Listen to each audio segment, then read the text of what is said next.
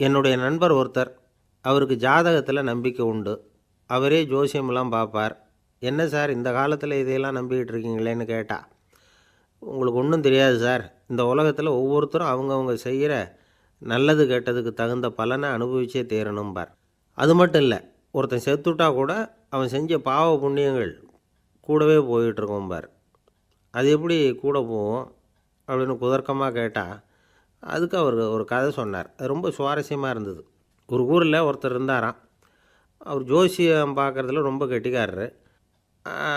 ஒருத்தருடைய தலைமுடியை மட்டும் அவர்கிட்ட காட்டினா போதும், அதை மட்டும் பார்த்துட்டு அவருடைய ஜாதகத்தையே சொல்லிவிடுவாராம்.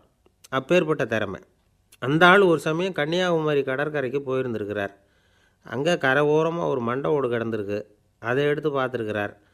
அந்த மண்டை ஓட்டை வச்சுக்கிட்டே அதோட ஜாதகத்தை அலசியிருக்கிறார். இந்த மண்டை ஓட்டுக்கு உரிய ஆசாமி வாழ்க்கையில் ரொம்ப கஷ்டப்பட்டுருக்கிறான், நிறைய கஷ்டத்தை அனுபவிச்சிருக்கிறான், அது தாங்க முடியாமல் தான் கடலில் விழுந்து தற்கொலை பண்ணிகிட்ருக்கான் அப்படிங்கிறத அவர் கணிச்சுட்டார். இருந்தாலும் இந்த மண்டை ஓடு இன்னமும் அனுபவிக்க வேண்டியது பாக்கி இருக்குது அப்படிங்கிறதையும் அவர் உணர்றார். அது சரி, ஒருத்த உயிரோடு இருக்கிற வரைக்கும் தானே நல்லது கெட்டதை அனுபவிக்க முடியும். செத்ததுக்கு அப்புறமும் பாக்கி இருக்குன்னா அதை எப்படி அனுபவிக்கிறது? இந்த மண்டை ஓட்டுக்கு இன்னும் கொஞ்சம் பாக்கி இருக்குது அப்படிங்கிறது அவருக்கு புரிஞ்சதே தவிர அதோட அர்த்தம் என்னங்கிறது அவருக்கு சரியாக விளங்கலை. சரி, இதை இன்னும் கொஞ்சம் விவரமாக ஆராய்ச்சி பண்ணி பார்ப்போம் அப்படின்னு நினச்சிக்கிட்டு அதை தன்னுடைய வீட்டுக்கு எடுத்துகிட்டு போயிட்டார். அந்த மண்டை ஓட்டை ஒரு பொட்டியில் வச்சு பூட்டினார். தன்னுடைய தனி அறையில் அதை பத்திரமா வச்சுக்கிட்டார். தினமும் ராத்திரி ஆனதும் தன்னுடைய மனைவியை பார்த்து, நீ போய் பூஜை அறையில் தனியாக படுத்துக்கோ அப்படின்னு சொல்லிவிட்டு, இவர் தினம் ராத்திரி 12 மணிக்கு பொட்டியை திறந்து அதை பார்ப்பார். மண்டை ஓடு அப்படியே இருந்ததே தவிர இன்னும் கொஞ்சம் பாக்கி இருக்குங்கிறதுக்கு அர்த்தம் அவருக்கு விளங்கலை. அந்த மண்டை ஓட்டுக்கு இன்னும் என்ன பாக்கி இருக்க போகுது? இப்படியே ஒரு 10 நாள் போச்சு. அந்த வீட்டம்மாவுக்கு சந்தேகம் வந்துட்டுது. நம்ம வீட்டுக்காரர் நம்மளை தனியாக ஏன் தூங்க சொல்கிறார் அப்படிங்கிற சந்தேகம். உடனே பக்கத்து வீட்டு அம்மாக்கிட்ட விஷயத்தை சொல்லியிருக்கிறாங்க. அந்த அம்மா உடனே, நீ கவலைப்படாத, நான் கண்டுபிடிச்சி சொல்கிறேன்னு சொல்லிவிட்டாங்களாம். அன்றைக்கி ராத்திரியே ஜன்னல் வழியாக எட்டி பார்த்துருக்குறாங்க. இந்த ஆள் மண்டை ஓட்டை கையில் வச்சுக்கிட்டு அதை திருப்பி திருப்பி அப்படியும் அப்படியும் பார்த்துக்கிட்டு இருந்தது தெரிஞ்சுட்டுது. மறுநாள் காலையில் அவரோட மனைவியை பார்த்தாங்க. ஏம்மா, உன் வீட்டுக்காரருக்கு நீ முதல் மனைவியா 2வது மனைவியா அப்படின்னு கேட்டாங்க. எனக்கு தெரிஞ்ச வரைக்கும் நான் ஒருத்தி தான் அவருடைய மனைவின்னாங்க. அப்படி இல்லை, நீ அவருக்கு 2வது மனைவி. முதல் மனைவியின் மண்டை ஓடு தான் அவர் கையில் இருக்குப்போ, அதை தான் அவர் தினமும் ராத்திரியில் எடுத்து பார்த்துக்கிட்டு இருக்கிறாரு அப்படின்னு விட்டாங்க அந்த அடுத்த வீட்டம்மா. அப்படியா விஷயம்னு சொல்லிவிட்டு கணவன் வீட்டில் இல்லாத நேரமாக பார்த்து அந்த மண்டை ஓட்டை எடுத்து கொண்டாந்து ஒரு உரலில் போட்டு உலக்கையால் குத்தி நொறுக்க ஆரம்பிச்சுட்டுது அந்த அம்மா. வெளியே போயிருந்த அந்த ஆள் அப்போ தான் உள்ளே நுழைஞ்சார். மண்டை ஓடு உலக்கைக்கிட்ட குத்து வாங்கிட்டு இருக்கு. அது அனுபவிக்க வேண்டியது இன்னும் கொஞ்சம் பாக்கி இருக்குது அப்படிங்கிறதுக்கான அர்த்தம் எனக்கு இப்போ தான் புரிஞ்சுதுன்னாராம் அவர். இந்த கதையிலேருந்து நாம் இன்னொரு நீதியையும் புரிஞ்சுக்கணும். அதாவது நம்ம வீட்டை பற்றி நமக்கு தெரியாததெல்லாம் அடுத்த வீட்டுக்காரங்களுக்கு நல்லா தெரியும். ரொம்ப நாளைக்கு முன்னாடி ஒரு நாள் கோவலன் நாடகம் நடந்தது. எங்கள் மதுரையில் நடந்தது. அதில் ஒரு முக்கியமான கட்டம். கண்ணகி கிட்ட சிலம்பை வாங்கிக்கிட்டு அதை விற்கிறதுக்காக மதுரை நகருக்கு புறப்படுறான் கோவலன். அந்த சமயத்தில் கண்ணகி பாடுற மாதிரி ஒரு நாடக பாடல் நாடக ஆசிரியர் எழுதினது. அது என்ன பாட்டுன்னா, மா பாவியோர் கூடி வாழும் மதுரைக்கு மன்னா போகாதீர் என்று அப்படின்னு ஆரம்பிக்கும் அந்த பாட்டு. இதுதான் அந்த பாட்டு. இதை கண்ணகி மேடையில் பாடின உடனே கூட்டத்தில் சலசலப்பு. நம்ம ஊர்லேயே நமக்கு முன்னாடியே நின்றுக்கிட்டு மா பாவியோர் கூடி வாழும் மதுரை அப்படின்னு சொல்கிறாங்களே, என்ன தைரியம் அப்படின்னு எல்லாம் குழப்பம் பண்ண ஆரம்பிச்சிட்டாங்க. மக்கள் சத்தம் போட ஆரம்பிச்சிட்டாங்க. எதிர்ப்பு குரல் அது பாட்டுக்கு வர வர அதிகமாக போட்டுது. கொண்டுக்கிட்டு வா அந்த நாடக ஆசிரியரை, எழுதுனது யார் அப்படின்னு ஒரே சத்தம், கூச்சல். வேறு வழி இல்லை. மெதுவாக மேடைக்கு வந்தார் அந்த நாடக ஆசிரியர். 4 பக்கத்திலிருந்தும் கேள்வி கணைகள். மக்களை பார்த்து கொஞ்சம் அமைதியாக இருங்கோ அப்படின்னு சொல்லிவிட்டு தன்னுடைய விளக்கத்தை சொல்ல ஆரம்பித்தார் அந்த நாடக ஆசிரியர். மா அப்படின்னு சொன்னால் திருமகளாகிய லட்சுமி அப்படின்னு அர்த்தம். பா அப்படின்னா கலைமகளாகிய சரஸ்வதி. வி அப்படின்னா மலைமகளாகிய பார்வதி. மா பாவியோர் அப்படின்னா திருமகளும் கலைமகளும் மலைமகளும், இவங்க மூவரும் அப்படின்னு அர்த்தம். இந்த 3 பேரும் வாழ்கின்ற மதுரை புனிதம் நிறைந்தது, சகல செல்வங்களும் நிறைஞ்சது. அப்படிப்பட்ட ஊரில் நான் அணிந்து கொள்ளும் இந்த சாதாரண சிலம்பை யார் வாங்கிக்குவாங்க? அப்படிங்கிற எண்ணத்தோடு தான் கண்ணகி அப்படி சொல்கிறா. அதை நினச்சி தான் நான் எழுதினேன். ஆகவே மதுரையை ரொம்ப சிரமப்படுத்தணும், ரொம்ப மோசமாக எழுதணும் அப்படிங்கிற எண்ணம்லாம் எனக்கு கிடையாது. பெருமைப்படுத்தணும்னு நினச்சி தான் அப்படி எழுதினேன் அப்படின்னு விளக்கம் கொடுத்தாராம். இந்த விளக்கத்தை கேட்டதும் எல்லாரும் ரொம்ப சமாதானம் ஆகிட்டாங்களாம். இப்படி விளக்கம் கொடுத்த அந்த நாடக ஆசிரியர் யார் தெரியுமா? அவர் தான் தமிழ் நாடக உலகின் முதல் ஆசான் சங்கரதாஸ் சுவாமிகள். அவருக்கு நகைச்சுவை உணர்வும் அதிகம். 1920ஆம் ஆண்டு திருநெல்வேலியில் அவர் தங்கியிருக்கிறார் நாடகம் நடத்துறதுக்காக. அவர் தங்கியிருந்த வீட்டில் கொசு மூட்டை பூச்சி அதிகமாக இருந்திருக்கு. அவரால் தூங்கவே முடியல. அவர் அனுபவித்த தொல்லைகள் ஒரு பாட்டாக உருவாச்சு. வேடிக்கையாக ஒரு பாட்டு எழுதினாராம். மூட்டையும் கொசுவும் ஒரு வீட்டிலே மீட்டிங் போட்டால் முன்னே நிற்க யாரால் முடியும்? கொசு மோகன ராகம் போல சத்தம் போட்டு முன்னே நின்று செய்திடும் யுத்தம். இதை மறுநாள் நாடகத்தில் கோமாளி வேஷம் போட்ட ஒரு சிறுவனை விட்டு பாட வச்சுருக்கார். எல்லாரும் சிரித்து ரசித்தாங்களாம். சங்கரதாஸ் சுவாமிகள் கல்யாணமே பண்ணிக்கல, துறவி மாதிரியே வாழ்ந்திருக்கார். தமிழ் நாடக கலைக்கு தன்னையே அர்ப்பணம் பண்ணிக்கிட்டவர் அவர். 1922 நவம்பர் மாதத்தில் ஒரு நாள் புதுச்சேரியில் அவர் வாழ்க்கை முடிஞ்சுது. அப்போ அவருக்கு வயசு 55. சங்கரதாஸ் சுவாமிகள் நாடக ஆசிரியர் மட்டும் இல்லை, மேடை நாடக இயக்குனர், தயாரிப்பாளர், அவரே ஒரு சிறந்த நடிகர். ஒரு தடவை சாவித்திரி நாடகத்தில் இவர் யமதர்மனாக வேஷம் போட்டு நடிச்சிருக்கிறார். நாடகம் பார்த்துக்கிட்டு இருந்த கருவுற்ற ஒரு பெண்மணிக்கு பயத்தினால அங்கேயே குழந்தை பிறந்துட்டு தான். அந்த நிகழ்ச்சிக்கு அப்புறம் இவர் இந்த வேஷம் போடுறப்போலாம் ஜனங்களுக்கு முன்கூட்டியே எச்சரிக்கை கொடுக்க ஆரம்பிச்சிருவாராம். அதாவது அப்படி யாராவது பயப்படுறவங்க இருந்தால் கொஞ்சம் கண்ணை மூடிங்க அல்லது எழுந்திரிச்சு போடுங்கன்னு. நடிப்புன்னா அப்படிலாம் இருக்கணும்.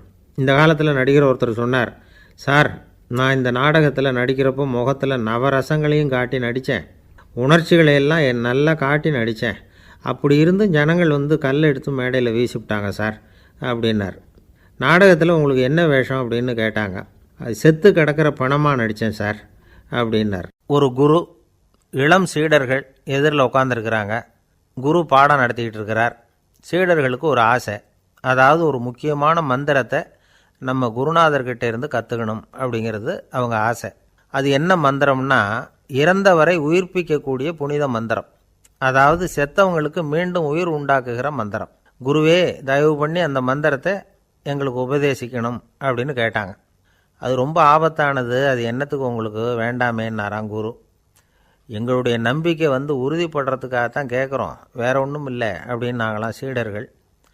பக்குவப்படாத அறிவுங்கிறது ரொம்ப ஆபத்தானது அப்படின்னாராம் குரு. இது சீடர்களுக்கு புரியல. அது எப்படிங்க பக்குவப்படாத அறிவு ஆபத்தானதுன்னு சொல்கிறீங்க, அப்படின்னா என்ன அப்படின்னு கேட்டிருக்காங்க சீடர்கள். குரு அதுக்கு விளக்கம் கொடுத்தாராம்.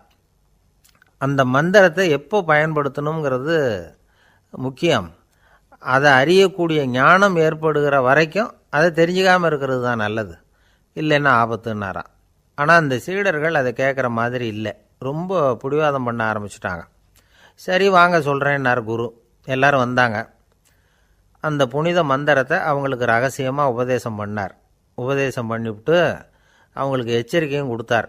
இந்த மந்திரத்தை நல்லா ஆராய்ச்சி பார்த்ததுக்கு அப்புறம்தான் உச்சரிக்கணும், அவசரப்பட்டு எதுவும் செஞ்சிடக்கூடாது அப்படின்னு ஒரு தடவைக்கு பல தடவை எச்சரிக்கை கொடுத்தார். சரின்னு சொல்லிவிட்டு அவங்கெல்லாம் மந்திரத்தை கற்றுக்கிட்டு எழுந்திரிச்சு போயிட்டாங்க. ஒரு நாள் அந்த சீடர்கள் எல்லாம் மணற்பாங்கான இடத்துல அப்படியே நடந்து போயிட்டுருக்கிறாங்க. ஒரு பாலைவன பகுதி மாதிரி ஒரு இடம். அங்கே ஒரு இடத்துல எலும்புகள் குவியலாக கிடந்தது. உடனே இந்த சீடர்கள் முன்ன பின்ன யோசிக்காமல், தியானமும் பண்ணாமல், அந்த மந்திரத்தோட பயனை சோதித்து பார்க்கணும் அப்படின்னு நினச்சிக்கிட்டு அந்த மந்திரத்தை உச்சரிக்க ஆரம்பிச்சிட்டாங்க. அவ்வளோதான். உடனே என்னாச்சு தெரியுமா? அந்த எலும்புகள் எல்லாம் ஓநாய்களாக மாறி அவங்கள துரத்த ஆரம்பிச்சிட்டுது. சீடர்கள் எல்லாம் தலைதெறிக்கி ஓட ஆரம்பிச்சிட்டாங்க. ஓநாய்களும் விடலை, அவங்கள துரத்தி பிடிச்சி கடித்து கொதற ஆரம்பிச்சிட்டுது. அப்போ தான் அந்த சீடர்களுக்கு குரு சொன்ன அறிவுரையோட அர்த்தம் புரிஞ்சுது. பக்குவப்படாத அறிவு ஆபத்தானது அப்படிங்கிறது. அதனால் இதிலேருந்து நாம் தெரிஞ்சுக்க வேண்டியது என்னென்னா, நாம் நம்ம அறிவை வளர்த்துக்கிட்டால் மட்டும் போதாது, அந்த அறிவை எப்போ எப்படி பயன்படுத்தணும் அப்படிங்கிற பக்குவமும் நமக்கு வரணும். அப்போ தான் வாழ்க்கை நல்லபடியாக அமையும், இல்லைன்னா இடைஞ்சல் தான். இந்த காலத்தில் சில சின்ன பிள்ளைங்களுக்கே அறிவு ரொம்ப பக்குவப்பட்டிருக்குங்கிறத உணர முடியுது. ஒரு சின்ன பையன் பள்ளிக்கூடத்தில் மார்க் லிஸ்ட் கொடுத்தாங்க, வாங்கிக்கிட்டு அவசரமாக வீட்டுக்கு ஓடினான். எதிரில் வந்த ஒருத்தர் கேட்டார், என்ன அவசரம், ஏன் இப்படி வேகமாக ஓடுறேன்னார். எங்கள் அம்மா கிட்ட அடி வாங்கணும், அதுக்காக தான் ஓடுறேன்னா. அடி வாங்கிறதுக்கா இவ்வளவு அவசரம்னார் அவர். அப்படி இல்லைங்க, நான் போகிறதுக்குள்ளே எங்கள் அப்பா வீட்டுக்கு வந்துட்டாருன்னா அவர்கிட்ட அடி வாங்க வேண்டியிருக்கும். அதை அவாய்ட் பண்ணுறதுக்காக இப்படி ஓடுறேன் அப்படின்னு நானும். அந்த பையன் ஒரு காடு, நல்ல மரம்லாம் செழிச்சு இருந்தது. அப்படிப்பட்ட காட்டில் ஒரு சாது இருந்தார். அவர் எப்படின்னா எப்பவும் ஒரு மரத்தடியில் உட்காந்துருப்பார். ஏன்னா அவருடைய இருப்பிடமே அதுதான். அவர் என்ன பண்ணுவார், 3 கல் வச்சுருந்தார். செங்கல் மாதிரி இருக்கும், ஆனால் அதை விட கொஞ்சம் பெருசாக இருக்கும். எதுக்கு அந்த 3 கல்லுன்னா அதுதான் அவருடைய படுக்கை. அதாவது தூங்குறப்ப ஒரு கல்லை தலைக்கு கீழே வச்சுக்குவார், இன்னொரு கல்லை இடுப்புக்கு கீழே வச்சுக்குவார், இன்னொரு கல்லை காலுக்கு கீழே வச்சுக்குவார். உடம்பை வந்து அப்படியே ஒரு தகட்டால் மூடிக்குவார், அப்படியே தூங்கி போடுவார். மழை பெய்யுதுன்னு வச்சுங்க, அவர் உடம்பு வந்து 3 கல் மேலே இருக்குதா, அதனால் தண்ணி வந்து அடியில் ஓடி போடும், உடம்பு நனையாது. மேலே தகடு இருக்கிறதுனால மழையும் உடம்புல படாது. அவர் தூக்கமும் கெடாது, நிம்மதியாக தூங்குவார். பகலில் அந்த 3 கல்லையும் ஒரு சேர ஒரு அடுப்பு மாதிரி வச்சு அது மேலே உட்காந்துக்குவார். அதனால் பாம்பு பூச்சி எதுவும் அவரை வந்து தொந்தரவு பண்ணுறதில்ல, அது பாட்டுக்கு நடந்து போயிடும். அவர் பாட்டுக்கு நிம்மதியாக இருப்பார். யாராவது எதையாவது கொண்டுகிட்டு வந்து கொடுத்தா அதை வாங்கி சாப்பிடுவார், அவ்வளவுதான். ஒரு நாள் அந்த நாட்டு அரசன் காட்டுக்கு வேட்டையாட வந்தான். அந்த வழியாக வந்தப்போ இந்த சாது படுத்துருக்கிறத பார்த்தான், பரிதாபப்பட்டான். ஐயோ பாவம், இவர் இப்படி இந்த கல் மேலே உடம்பை வச்சுக்கிட்டு தூங்குறாரே, என்ன பாடுபடுவார். இவரை நாம் வந்து அரண்மனைக்கு அழைச்சிட்டு போய் சுகமாக நிம்மதியாக இருக்கிறதுக்கு வழி செஞ்சு கொடுப்போம், அது ரொம்ப நல்லாயிருக்கும் அப்படின்னு நினச்சான். அப்படி நினச்சிக்கிட்டே அரண்மனைக்கு வந்துட்டான். அதுக்கப்புறம் ஒரு பல்லக்கையும் 2 சேவகர்களையும் காட்டுக்கு அனுப்பி அந்த சாதுவை மெதுவாக இங்கே அழைச்சிட்டு வந்துடுங்க அப்படின்னு சொல்லி அனுப்பி வச்சான். இவங்க போய் அவர்கிட்ட விவரத்தை சொன்னாங்க. எனக்கு என்னத்துக்கு அரண்மனை வாசம் அப்படின்னார். இருந்தாலும் மன்னர் உத்தரவு, நீங்கள் அவசியம் வரணும் அப்படின்னாங்க இவங்க. சரின்னு சொல்லிவிட்டு வேறு வழி இல்லாமல் புறப்பட்டார். புறப்படும் பொழுது என்ன பண்ணார்னா, மறக்காமல் அந்த 3 கல் ஒரு தகடு அதையும் எடுத்து பல்லக்கில் வச்சுக்கிட்டார். என்னத்துக்கு இதையெல்லாம் எடுத்து வைக்கிறாரு அப்படின்னு சொல்லி அவங்க யோசனை பண்ணாங்க. இருந்தாலும் அதை பற்றி ஒன்றும் கேட்கல. பேசாமல் அவரை அழைச்சிட்டு போய் அரண்மனையில் விட்டுட்டாங்க. அரசன் ஓடி வந்தான், வரவேற்றான், அறுசுவை உணவு படைத்தான். அவர் படுக்கிறதுக்கு தங்க கட்டில், பட்டு மெத்தை, இப்படி எல்லாம் ஏற்பாடு பண்ணி வச்சான். இங்கே படுத்து ஓய்வு எடுத்துக்குங்க அப்படின்னு சொல்லிவிட்டு அவன் பாட்டு போயிட்டான். மறுநாள் காலையில் வந்து பார்க்குறான், சாது படுத்துருக்கிறார். எப்படி தெரியுமா, அந்த பட்டு மெத்தை மேலே 3 கல்லையும் வச்சு வழக்கம் போலவே அது மேலே படுத்துருக்கிறார், அதுக்கு மேலே தகடு. அரசன் பார்த்துட்டு அதிர்ச்சி ஆகிட்டான். என்ன சுவாமி இப்படி அப்படின்னா, சாது சொன்னார், எனக்கு வந்து தேவையும் இல்லை குறையும் இல்லை, எல்லா இடத்துலையும் எனக்கு ஒரே மகிழ்ச்சி தான் அப்படின்னார். மகிழ்ச்சிங்கிறது தங்க கட்டிலேயோ பட்டு மெத்தையிலேயோ இல்லை, அது வந்து மனசில் இருக்கிற ஒரு விஷயம். உண்மையான மகிழ்ச்சிக்கு வழி வந்து மனப்பக்குவம் அப்படிங்கிறது அந்த அரசனுக்கு புரிஞ்சுதான். இந்த காலத்தில் ஒரு சாமியார், அவரை தேடி ஒரு சீடன் வந்தான். என்னாச்சு தெரியுமா, சுவாமி எனக்கு நிம்மதி வேணும், அதுக்கு என்ன வழின்னு கேட்டான்.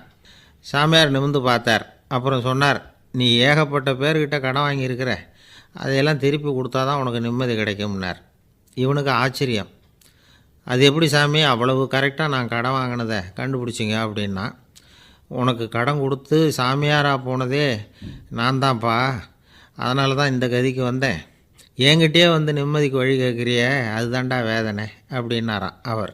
ஒரு தீக்குச்சி தீப்பெட்டியை பார்த்து கேட்டுதான், நாம் 2 பேரும் தானே உரசிக்கிறோம், ஆனால் நான் மட்டும் தீப்பிடிச்சி எரிஞ்சு போகிறேன், நீ அப்படியே இருக்கிறியே அப்படின்னு தான். அதுக்கு தீப்பெட்டி சொல்லியிருக்குது, உனக்கு தலையில் கணம் இருக்குது அதனால் அழிஞ்சு போகிற அப்படின்னு தான். எப்படி இருக்கு பாருங்கள் இந்த பதில். தலையில் கணம் உள்ளவங்க யாருமே சரியாக இருக்க முடியாது. எவ்வளவு பெரியவங்களாக இருந்தாலும் சரி, ரொம்ப கஷ்டம்தான் அது. கர்வங்கிறது கூடவே கூடாது. இதை விளக்கிறதுக்கு மகான் ஒருத்தர் ஒரு சம்பவத்தை சொல்கிறார். அர்ஜுனன் வந்து தீர்த்த யாத்திரை பண்ணானா, அப்போது தென்னிந்தியாவுக்கு வந்திருக்கிறான். ராமேஸ்வரத்துக்கு போனப்போ அங்கே இலங்கைக்கு கல்லுலாம் அடுக்கி போடப்பட்டிருந்த பாலத்தை பார்த்தானா. ஒரு சின்ன குரங்கு அதுக்கு பக்கத்தில் விளையாடிக்கிட்டு இருந்திருக்கு. அதை பார்த்துட்டு அர்ஜுனன் சிரிச்சிருக்கான். ஏன் சிரிக்கிறேன்னு கேட்டிருக்கு அந்த குரங்கு. ராமன் மிகச்சிறந்த வில் வீரன், அப்படி இருக்கிறப்போ அவன் வந்து இலங்கைக்கு அம்புகளாலேயே ஒரு பாலம் கட்டியிருக்கலாம். அதை விட்டுட்டு போயும் உன்ன மாதிரி குரங்குகளை துணையாக வச்சுக்கிட்டு இப்படி ஒரு கருங்கல் பாலத்தை கட்டியிருக்கிறானே அப்படின்னு நானா. அம்புகளால் பாலம் கட்ட முடியுமா அப்படின்னு கேட்டு தான் குரங்கு. ஏன் முடியாது, என்னால் முடியுமேன்னு இருக்கான் அர்ஜுனன். அம்பால் பாலம் கட்டலாம், இருந்தாலும் என்ன மாதிரி குரங்குகள் ஏறி நடந்தால் அது தாங்குமா? அதனால தான் ராமர் வந்து கருங்கல் பாலமே கட்டினார் அப்படின்றது குரங்கு சொல்லிச்சான். அப்படியே சொல்கிற, நான் வேணும்னா இப்போ அம்புகளாலேயே ஒரு பாலத்தை கட்டுறேன், நீ அது மேலே ஏறி நடந்து பார். பாலம் விழுந்துட்டுதுன்னா நான் தீ மூட்டி அதில் குதித்து உயிர் தியாகம் பண்ணிவிடுறேன் அப்படின்னு நான் ரொம்ப கோபமாக. உடனே அந்த சின்ன குரங்கு பெரிய உருவம் எடுத்துட்டு தான் கையில் கதையோடு அர்ஜுனன் முன்னாடி நிற்கிறான் அனுமன். பார்த்தா, என்னுடைய தலைவர் ராமரையா இழிவாக பேசுகிற, நீ இப்போ பாலம் கட்டு, நான் என்னுடைய பலத்தை காட்டுறேன் அப்படின்னு அனுமன். அர்ஜுனன் வந்து தன்னுடைய காண்டிபத்தை எடுக்கிறான், சரமாரியாக அம்புகளை விடுறான். அதெல்லாம் ஒன்றோட ஒன்று கோத்துக்கிட்டு அப்படியே பாலம் மாதிரி நிற்கிது. அர்ஜுனன் தலை நிமிர்ந்து நின்னான். அனுமன் வந்து உயர கிளம்பி அங்கேருந்து பாலத்தில் வந்து பொத்துன்னு இறங்கினான். பாலம் அப்படியே நொறுங்கி போச்சு தூள் தூளாக. என்ன அர்ஜுனா, இப்போ என்ன செய்ய போகிற அப்படின்னா ஏளனமாக. அர்ஜுனன் தலையை தொங்க போட்டுக்கிட்டான். சொன்னபடி தீ மூட்டி அதில் குதிக்கிறதுக்காக 3 தடவை சுற்றி வந்தான். அப்போது கிருஷ்ணர் அங்கே வந்தார். என்ன அர்ஜுனா, என்ன நடக்குது, என்ன இது அப்படின்னு ஒன்றும் தெரியாத மாதிரி கேட்டார். அர்ஜுனன் வாயை திறக்கிறதுக்கு முன்னாடி அனுமன் வாயை திறந்தான், நடந்ததை சொன்னான். அர்ஜுனன் சவால் விட்டபடி உயிர் திறந்தே ஆகணும்னா அனுமன். கிருஷ்ணர் யோசனை பண்ணார். நல்லது, இந்த சவால் விட்டதுக்கும் நடந்ததுக்கும் யார் சாட்சி? பெரிய ஒருத்தரை சாட்சியாக வச்சுக்கிட்டல்லவா நீங்கள் இந்த போட்டியை நடத்தியிருக்கணும் அப்படின்னார். அதனால் என்ன, இப்போ மறுபடியும் அந்த போட்டியை நடத்திவிட்டா போச்சு, என்னால் அந்த அம்பு பாலத்தை நொறுக்க முடியாதா அப்படின்னா அனுமன். சரி, இப்போ மறுபடியும் அது நடக்கட்டும்னார் கிருஷ்ணர். அர்ஜுனன் அம்பு பாலம் அமைச்சான். அனுமன் ஏறி குதிச்சான். பாலம் அசைஞ்சு கொடுக்கவே இல்லை, அவ்வளோ உறுதியாக இருக்குது. இப்போ அனுமன் தலையை குனிஞ்சிக்கிட்டான். அர்ஜுனன் நன்றியோடு நிமிர்ந்து பார்த்தான். கிருஷ்ணருடைய தோள்கள்லேயும் முதுகள்லேயும் ரத்தம். என்ன சுவாமி, என்ன நடந்ததுன்னு நான் பதறி போய், உன் அம்பு பாலத்தை நான் தான் முட்டு கொடுத்து தாங்கிக்கிட்டு இருந்தேன். அனுமன் குதித்தப்போ என் மேலே ஏற்பட்ட காயங்கள் இவை. பின்ன உன்னுடைய அம்பு பலத்தினாலேயா பாலம் நின்றுதுன்னு நினைக்கிற அப்படின்னாரான். முதல்ல வந்து அர்ஜுனன், அப்புறம் அனுமன் 2 பேருக்குமே கர்வ பங்கம் ஆகிட்டு தான். அதாவது அவங்கக்கிட்ட இருந்த கர்வம் போயிட்டுது. யாராக இருந்தாலும் கர்வம் கூடாதுங்கிறத இதிலேருந்து நாம் புரிஞ்சுக்கணும். இந்த காலத்தில் நாமெல்லாம் எந்த விஷயத்துக்கெல்லாம் கர்வப்பட்டுக்கிட்டு இருக்கோம் தெரியுமா?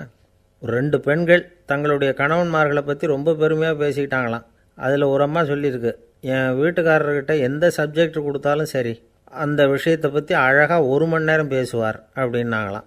உடனே இன்னொரு அம்மா, அது என்ன பிரமாதம், என் வீட்டுக்காரருக்கு சப்ஜெக்டே தேவையில்லை, விஷயமே இல்லாமல் நாள் பூரா பேசிக்கிட்டு இருப்பார் அப்படின்னாங்களாம். நம்பிக்கை இல்லைன்னா இந்த உலகத்தில் நாம் வந்து நடமாடவே முடியாது.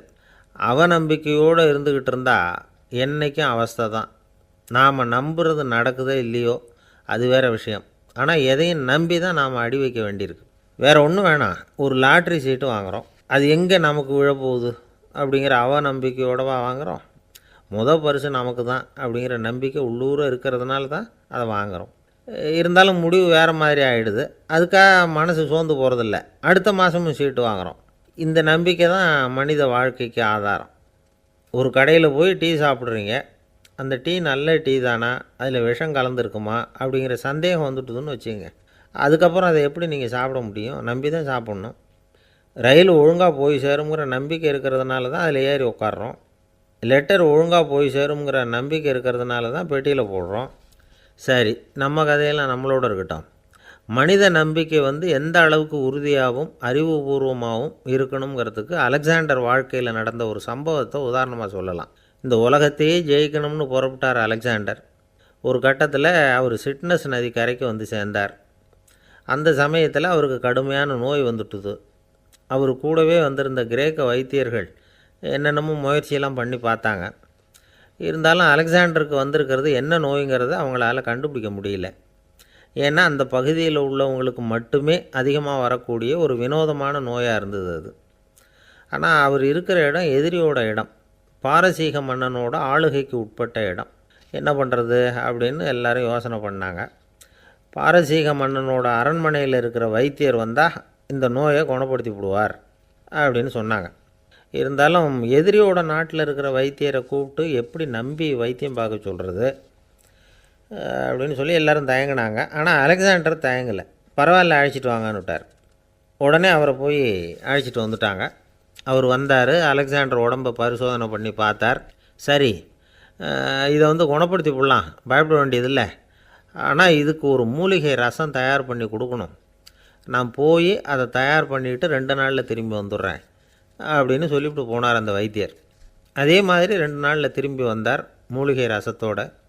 இதுக்கு இடையில் அலெக்சாண்டரோட தளபதிகளில் ஒருத்தர் ரகசியமாக ஒரு எச்சரிக்கை கடிதம் கொடுத்து அனுப்பியிருக்கிறான். அதை வாங்கி என்ன விஷயம்னு பார்த்தார். இப்போ உங்ககிட்ட வந்திருக்கிற எதிரி நாட்டு வைத்தியரை நம்பாதீங்கோ, அவன் கொண்டுகிட்டு வந்திருக்கிற மூலிகை ரசத்தில் விஷம் கலந்துருக்குது அப்படின்னு அதில் எழுதியிருக்கு. அதை பார்த்தார் அலெக்சாண்டர். இருந்தாலும் கொஞ்சம் கூட அலட்டிக்கலை. வைத்தியர் கொடுத்த மருந்தை வாங்கி கடகடன்னு குடிச்சிட்டார். குடிச்சுட்டு அதுக்கப்புறம் அந்த கடிதத்தில் இருந்த விஷயத்தை அந்த வைத்தியர்கிட்ட சொன்னார். வைத்தியர் திகைச்சு போயிட்டார். தன் மேலே அலெக்சாண்டர் வச்சுருக்கிற நம்பிக்கையை பார்த்து அவருக்கு ரொம்ப வியப்பு. வைத்தியர் உண்மையிலேயே நல்ல மருந்து தான் கொண்டுகிட்டு வந்து கொடுத்துருக்கிறார், அதில் விஷம்லாம் எதுவும் கலக்கலை. அதுக்கப்புறம் அலெக்சாண்டர் அந்த வைத்தியரை பார்த்து சொன்னாராம், நம்பிக்கைங்கிற அச்சாணியை ஆதாரமாக வச்சுக்கிட்டு தான் இந்த உலகம் சுற்றிக்கிட்டு இருக்குது. எனக்கு எதிரியாக இருந்தாலும் பாரசீக மன்னர் ரொம்ப பெரியவர். அப்பேற்பட்ட மன்னருடைய அரண்மனை வைத்தியர் தொழில் நேர்மை இல்லாதவராக இருக்க மாட்டார். அப்படி இருந்தால் அவரை அரண்மனை வைத்தியராக வச்சிருக்கவே மாட்டாங்க அப்படின்னு நம்பினேன். என்னுடைய நம்பிக்கை வீண் போகலை அப்படின்னாராம். இதுதான் மானுட நம்பிக்கைங்கிறது.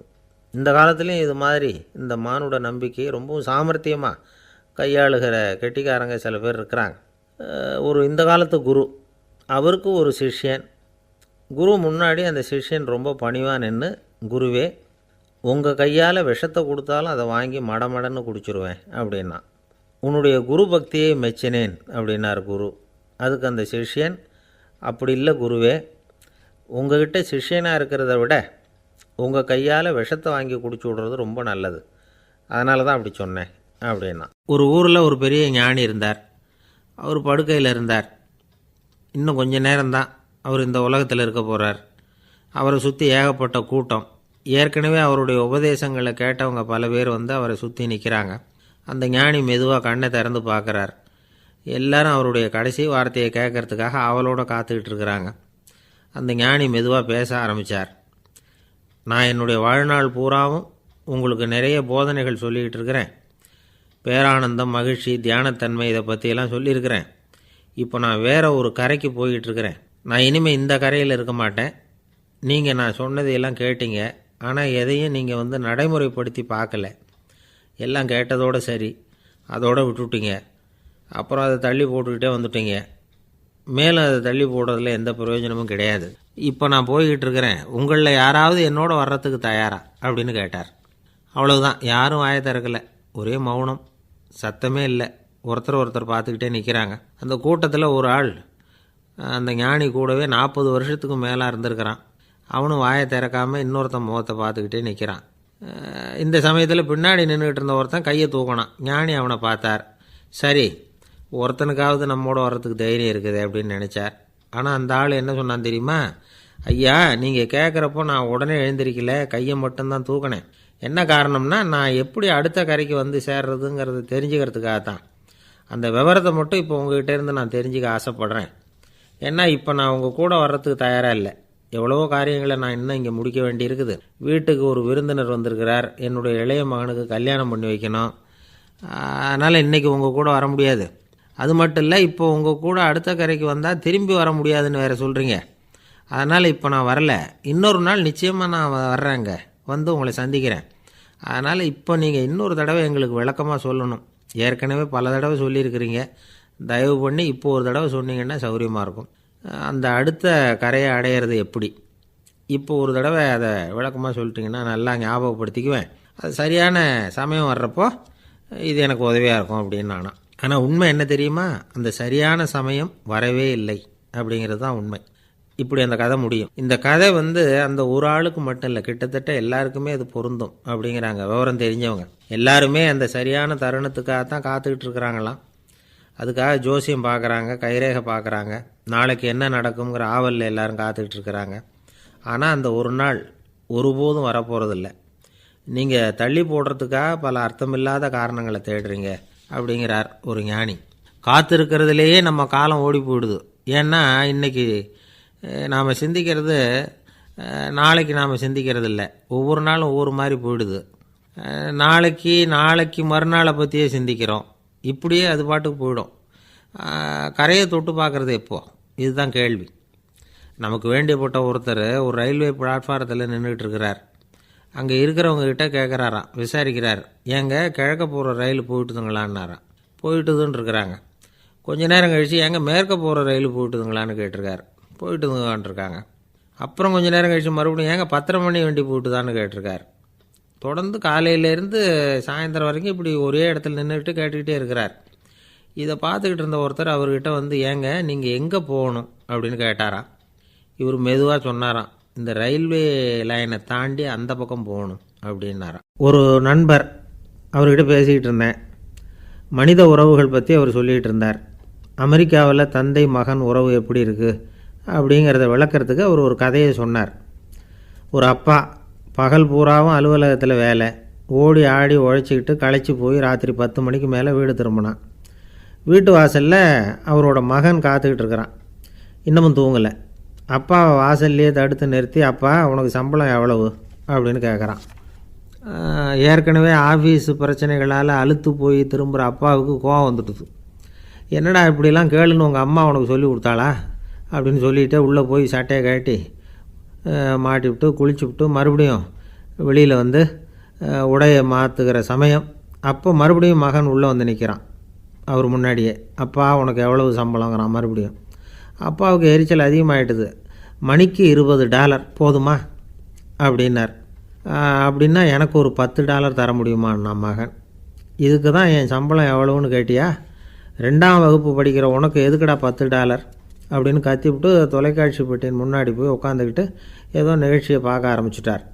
கொஞ்ச நேரம் கழித்து மறுபடியும் மகன் வந்து நிற்கிறான். அப்பா ப்ளீஸ் எனக்கு ஒரு $10 கொடுக்க முடியுமா? மகனுடைய கண்களில் கண்ணீர்.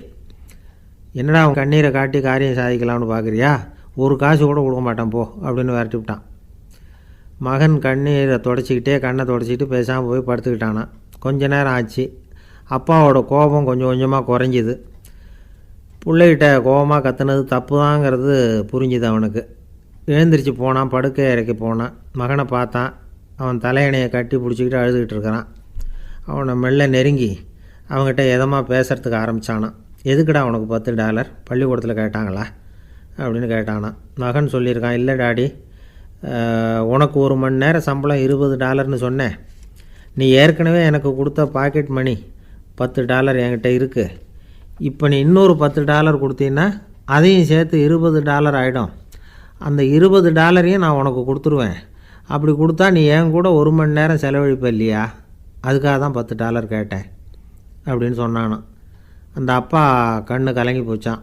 ஆதரவோடு தன்னுடைய மகனை கட்டி பிடிச்சி அழ ஆரம்பிச்சிட்டாராம். இதுதான் நண்பர் சொன்ன கதை. அமெரிக்கா மட்டும் இல்லை, உலகம் பூராவும் இன்றைக்கி மனித உறவுகள் இப்படி தான் மாறிட்டுருக்கு. பெரியவர்கள் அறிவுரை என்ன தெரியுமா? உங்கள் குழந்தைகளிடமிருந்து குழந்தை பருவத்தை பிரித்து விடாதீர்கள் அப்படிங்கிறது தான். அதாவது இன்றைய குழந்தைகள் தங்கள் பிருந்தாவனத்தை இழந்து விடுகிறார்கள் அப்படிங்கிறது அவங்களுடைய கருத்து. இந்த நிலைக்கு நாம் காரணமாக இருந்துடக்கூடாது. குழந்தைகளோட விளையாடுவோம், குடும்பத்தோடு உறவாடுவோம் அப்படிங்கிறது தான் நம்முடைய நோக்கமாக இருக்கணும். இன்றைய உறவு முறைக்கு இன்னொரு உதாரணம் சொல்லுவாங்க. ஒருத்தர் வந்தாராம்.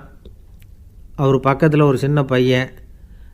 நாம் அவரை விசாரிக்கிறோம், யார் இந்த பையன் அப்படின்னா அவர் சொல்கிறார், இவன் எனக்கு தூரத்து உறவு அப்படின்னாராம். இந்த தூரத்து உறவுன்னா எப்படின்னு இருக்கான். இதுக்கு அவன் சொல்லியிருக்கிறான், இவன் எங்கள் அப்பாவுக்கு 8வது புள்ளை அப்படின்னானான். ஒரு ஆசாமி வேகமாக ஓடிக்கிட்டு இருந்தான். ஏன் இப்படி ஓடுறேன்னு கேட்டார் இன்னொருத்தர். அங்கே ஒரு ஆள் அடிபட்டு கிடக்கிறான், அதை பார்த்தேன், உடனே ஓடுறேன்னா. எங்கேன்னு கேட்டார். ஆஸ்பத்திரிக்குன்னா. ஒரு ஆள் அடிபட்டு கிடக்கிறத பார்த்தா உடனடியாக நாம் செய்ய வேண்டியது முதல் உதவி, அதுக்கப்புறம் தான் ஆஸ்பத்திரி. இன்றைக்கி விபத்துங்கிறது சர்வசாதாரணமாக நடந்துக்கிட்டு இருக்குது. வாகன விபத்து, வெடிகுண்டு விபத்து, தீ விபத்து, கட்டடம் சரியறது, பூகம்பம், இப்படி நிறைய நடக்குது. ஒரு விபத்தை பார்த்துட்டா நம்மளில் பல பேர் நமக்கு என்னத்துக்கு வம்புன்னு ஒதுங்கி போயிடுறதும் உண்டு. சில பேர் துணிஞ்சு கிட்ட போய் உதவி செய்கிறதும் உண்டு. அப்படி உதவி செய்ய நினைக்கிறவங்களுக்கு உபயோகப்படுற தகவல் இது. விபத்தில் காயமடைஞ்சவங்களை 3 பிரிவாக பிரிக்கலாமா. முதல் வகை கொஞ்சம் சீரியஸானது, உயிருக்கு உடனே ஆபத்து தரக்கூடியது. மூளை காயம், முகம், கழுத்து காயங்கள், இருதயம், நுரையீரல் காயங்கள், வயத்தில் உள்ளுறுப்பு காயங்கள், அதிகப்படியான இரத்தப்போக்கு, இதனால எல்லாம் பாதிக்கப்பட்டிருந்தால் அது முதல் வகை. அப்படின்னு நாமளே மனசுக்குள்ளே முடிவு பண்ணிக்கணும். இவங்களுக்கெல்லாம் உடனடியாக முதல் உதவி கொடுக்கணும். தாமதப்படுத்தாமல் ஆஸ்பத்திரிக்கு கொண்டுகிட்டு போயிடணும். இப்படி கொஞ்சம் எச்சரிக்கையாக நடந்துக்கிட்டால் அவங்களில் பல பேரை காப்பாற்றி போடலாம். ரெண்டாவது வகை எப்படின்னா, முதல் உதவி விரைவாக கிடைச்சா உயிர் பிழைக்கக்கூடிய மார்பு காயங்கள், கைகால் எலும்பு முறிவு, இடுப்பு முதுகெலும்பு காயம், சீரான இரத்த சேதம், இப்படிப்பட்டவங்களை ரெண்டாவது வகையாக பிரிக்கணும். ஆபத்தில்லாத சிராய்ப்புகள், சிறு காயங்கள், இரத்த உறைவுகள், இதனால் பாதிக்கப்படுறவங்க மூணாவது வகை. ஒருத்தர் தலையில் அடிபட்டு நினைவு விழுந்துட்டார்னு வச்சுங்க, அவருக்கு வாந்தி வர்றதுனால புறையேறி மூச்சு அடைப்பு உண்டாகும். இப்படி ஆகாமல் இருக்கிறதுக்காக தலையை ஒரு பக்கமாக சாய்ச்சி வைக்கலாம்.